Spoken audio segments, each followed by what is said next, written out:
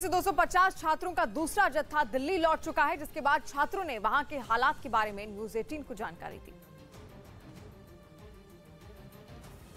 Ukraine से कई छात्र आज दिल्ली पहुंचे हैं। यहाँ पर दिल्ली के कई छात्र आप कहाँ पर थे, कौन सी यूनिवर्सिटी में थे? देखिए वहाँ थोड़े बने हुए सीरियस हालात हैं, बट पिछले 2 दिन से जब मेन अटैक हुआ उससे पहले ठीक था, बट अभी ज्यादा हो गया कुछ।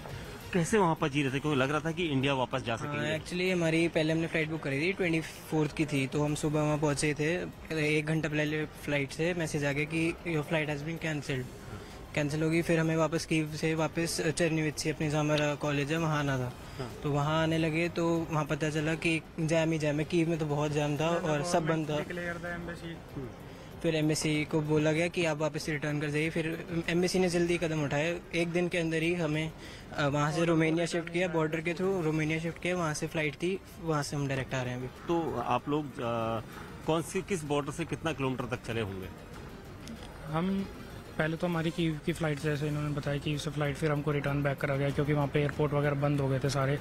फिर वहाँ से गवर्नमेंट का जब बॉर्डर आया तो हमको एम्बेसी के थ्रू वहाँ से निकाला गया रोमानिया बॉर्डर के थ्रू। फिर रोमानिया से हमारी फ्लाइट थी this is air India. Ukraine में रसिया ने पहली बमबारी करी थी, मिसाइल दागी गई थी, उस वक्त कैसा मंजर था, क्योंकि माँ बाप से भी आप लोगों का लगातार संपर्क हुआ? हाँ, ये एक्चुअली प्रॉब्लम्स तो 2-3 हफ्ते से ही चल रही हैं पिछले, बट पिछले 2 दिनों में काफ़ी हो गए थे इंटेंस।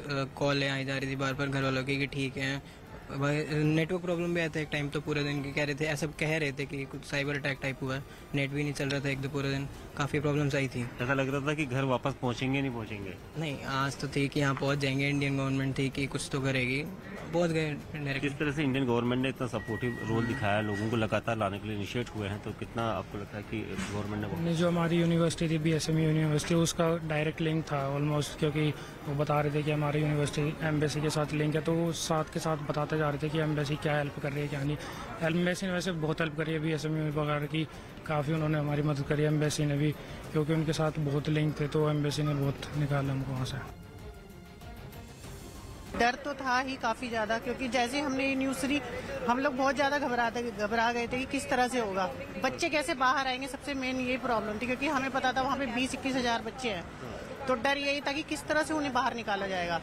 और इन लोगों के साथ ये था कि हमें मतलब शुरुआत में ये लोग भी घबरा गए थे, हम भी बहुत घबरा गए थे। भारत सरकार का जो भी कार्य रहा है प्रशंसनीय रहा है, इसके लिए मैं भारत सरकार का तहे दिल से धन्यवाद करता हूँ। काफी टेंशन हो रही थी क्योंकि बच्चा है वहाँ पे मेरा, तो फंसा हुआ था, थोड़ा सा डर तो लगता है, बाकी अब आ गई है तो काफी खुश हूँ सर मैं। तो ये लगता है कि अब बेटी घर आ गई है तो काफी आस थी सर कि इंडियन गवर्नमेंट करेगी मेरे बच्चों के लिए कुछ। भांजा भी है मेरा, इसके साथ ही आया है। थोड़ा डर लगा था, बट हम हॉस्टल में सेफ थे, तो इतना ज्यादा कुछ वो पैनिक करने की जरूरत नहीं थी, क्योंकि एम्बेसी पूरी तरह से हेल्प कर रही थी हमारी। अभी तो ज्यादा, लेकिन वेट कर रहे, बहुत घंटों से बैठे हुए हैं। और हम वहाँ से आए, हमें पता है सिचुएशन की, माइनस में टेम्परेचर है, बहुत ठंड होती है। 2 दिन बहुत खराब गए हैं। खाना खाया था? हाँ, खाना वाना नाश्ता ले लिया था। ये गवर्नमेंट के आ जाने के बाद तो उन्होंने बहुत हेल्प की है खाने वाने में सभी जगह से। यूक्रेन से भारतीय छात्र छात्राओं को एयरलिफ्ट करके दिल्ली लाया गया। ये सभी छात्र छात्राएं आज तकरीबन 3 बजे के आसपास दिल्ली पहुंची थी और IJI एयरपोर्ट पर उनके माता पिता ने उनका स्वागत किया। तो वहीं नागरिक उड्डयन मंत्री ज्योतिरादित्य सिंधिया भी मौजूद रहे। यहाँ पर अभी भी उन छात्र छात्राओं के परिजन दिखाई दे सकते हैं, क्योंकि लोगों को यहाँ पर आशंका थी कि उनके बच्चे कब आएंगे, कैसे आएंगे, किस हालत में आएंगे। लेकिन उसके बाद अब सभी खुश हैं, क्योंकि माँ बाप जो यहाँ पहुँचे थे वो अपने बच्चों के साथ मिलकर गले मिले, साथ ही उन्हें मिठाई खिलाई और उनसे पूरा बातचीत की। और इस पूरे मौके पर जब हमने छात्र छात्राओं से बात की तो उनका ये कहना था कि भारत सरकार का शुक्रिया अदा करते हैं कि भारत सरकार ने तुरंत ही इस हमले के बाद कार्रवाई करते हुए छात्र छात्राओं को उन जगहों से निकालने की कोशिश की जहां पर वो फंसे हुए थे। अधिकतर छात्र रोमानिया बॉर्डर के आसपास के थे और कई ऐसे छात्र छात्राएं थी जिन्होंने ये बताया कि वो कीव से काफी दूर थे, जिसकी वजह से वो बमबारी से बचे थे और उसके बाद उन्हें एयरलिफ्ट करके भारत सरकार ने भारत पहुंचाया है। और परिवारजनों ने कहा है कि अभी कई ऐसे बच्चे हैं, कई ऐसे छात्र हैं जिनको निकलवाना वहाँ से जरूरी है और कोशिश यही है कि जिस तरह से एम्बेसी और भारत सरकार मिलकर काम कर रही है वो जरूरत से ज्यादा छात्र छात्राओं को वापस लेकर आएंगी।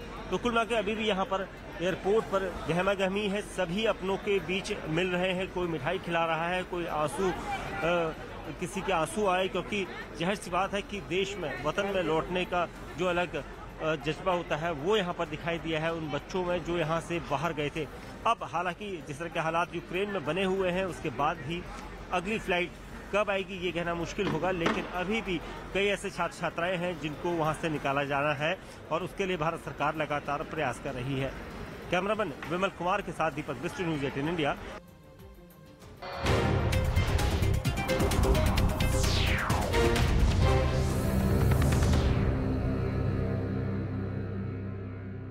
में भीषण जंग चल रही है। यूक्रेन के इस दूसरे बड़े शहर पर कब्जे के लिए रूस ने पूरी ताकत झोंक दी, लेकिन यूक्रेन के सैनिकों ने भी हार नहीं मानी और इस भीषण जंग के बीच यूक्रेन ने अमेरिका को झटका दिया। वहां के राष्ट्रपति ने बाइडेन के देश छोड़ने का प्रस्ताव ठुकरा दिया। वोलोदिमीर ज़ेलेंस्की ने यूक्रेन के सरेंडर की खबरों को भी खारिज किया और वीडियो जारी कर दुनिया को बता दिया कि यूक्रेन ने रूस के आगे घुटने नहीं टेके। वोलोदिमीर ज़ेलेंस्की ने 12 घंटे में 2 वीडियो जारी किए और रूस को चैलेंज किया। ज़ेलेंस्की ने पहला वीडियो रात में जारी किया जिसमें वो अपनी कैबिनेट के साथ दिखे। Тут всі ми тут захищаємо нашу незалежність, нашу державу. Так буде й далі. कुछ घंटों बाद ही यानी कि सुबह होते ही उनका दूसरा वीडियो भी दुनिया के सामने आ गया, जिसके जरिए ज़ेलेंस्की ने देश की सेना और जनता को बताया कि मुश्किल की घड़ी में उनका राष्ट्रपति उनके साथ खड़ा है। Всім доброго ранку, українці. Зараз в мережі дуже багато з'явилось фейкової інформації, що немов я закликаю. यूक्रेन के राष्ट्रपति का वीडियो जारी करने का मकसद वहां की सेना के सरेंडर की अफवाहों पर फुल स्टॉप लगाना था और इसीलिए उन्होंने सुबह की पहली किरण के साथ यूक्रेन के लोगों को आगाह किया कि वो अफवाहों पर ध्यान न दें। यही नहीं, उन्होंने एक बयान जारी कर अमेरिका को भी जवाब दिया और बाइडेन को 2 टूक शब्दों में बता दिया कि वो देश छोड़कर कहीं नहीं जाएंगे। ज़ेलेंस्की ने अपने बयान में कहा कि युद्ध यहां हो रहा है, मुझे लड़ने के लिए गोला बारूद की जरूरत है, सवारी की नहीं। एक दिन पहले ही ज़ेलेंस्की ने कहा था कि युद्ध के समय यूक्रेन को अकेला छोड़ दिया गया क्योंकि बाइडेन का बयान आया था कि अमेरिकी सेना इस जंग का हिस्सा नहीं बनेगी। Our forces are not and will not be engaged in the conflict with Russia in Ukraine. इस बीच खबर आई कि ज़ेलेंस्की और बाइडेन की करीब आधे घंटे तक बातचीत हुई। खबर है कि यूक्रेन को 28 देशों ने मदद का भरोसा दिया है। इन देशों में अमेरिका और यूके शामिल हैं, जो यूक्रेन को हथियार और दवाएं देंगे। यानी रूस के साथ जारी जंग में अब यूक्रेन को दुनिया के कई देशों का साथ मिलना शुरू हो गया। अमेरिका और ब्रिटेन समेत 2 दर्जन से ज्यादा देशों ने हथियारों के साथ दूसरी कई मदद देने का वादा किया, जिनमें हॉलैंड भी शामिल है। उसने यूक्रेन को जमीन से हवा में मार करने वाले 200 स्टिंगर मिसाइल सिस्टम देने का फैसला किया। इस मिसाइल सिस्टम की मदद से हवा में उड़ते लड़ाकू विमानों को मार गिराया जा सकता है। अमेरिका ने भी नाटो के सदस्य देश पोलैंड में अपने 5000 सैनिकों को तैनात कर दिया, जो यूक्रेन का पड़ोसी है।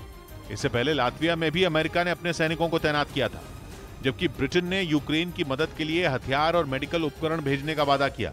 ब्रिटेन के साथ चेक रिपब्लिक ने भी यूक्रेन की मदद के लिए वहां भारी संख्या में हथियार भेजने का ऐलान कर दिया। चेक रिपब्लिक यूक्रेन को 30,000 पिस्तौल और 7,000 असॉल्ट राइफल की मदद भेजेगा। इसके साथ ही 3,000 मशीन गन भी यूक्रेन को दी जाएंगी, जबकि यूक्रेन की सेना को लड़ने के लिए लाखों गोलियों की भारी भरकम खेप भी भेजी जाएगी। इससे पहले जनवरी में भी चेक रिपब्लिक ने यूक्रेन को 4,000 गोले भेजे थे। उधर यूक्रेन में रूस की सेना को भारी विरोध जारी है। यूक्रेन के एक नागरिक ने रूसी सेना के टैंकों ऑपरेशन गंगा के तहत यूक्रेन में फंसे भारतीयों को निकालकर अब तक 2 विमान पहुंचे भारत। थोड़ी देर में दिल्ली पहुंचेगा तीसरा विमान। यूक्रेन से जंग के बीच शांति और स्थिरता लाने के लिए बातचीत को तैयार रूस, लेकिन साफ किया कि यूक्रेन को माननी होगी रूस की सभी शर्तें। अमेरिका के बाद अब जर्मनी और बेल्जियम करेंगे यूक्रेन की मदद। टैंक रोधी हथियार, मिसाइल, रॉकेट लॉन्चर और मशीन गन देने का किया ऐलान। यूक्रेन के राष्ट्रपति व्लादिमीर ज़ेलेंस्की ने वीडियो जारी कर देश की रक्षा के लिए आखिरी सांस तक लड़ने का किया ऐलान। कहा, यूक्रेन में बच्चे गोलीबारी के बीच ले रहे हैं जंग। यूक्रेन और रूस के बीच जारी जंग में यूक्रेन के कई इलाके तबाह। यूक्रेन ने भी रूस के 3,500 सैनिकों के मारे जाने का, घायल किए जाने का किया दावा। यूक्रेन पर रूस के हमले के विरोध में तुर्की, लंदन समेत दुनिया के कई देशों में प्रदर्शन। रूस में विरोध कर रहे 3000 से ज्यादा लोगों को हिरासत में लिया गया।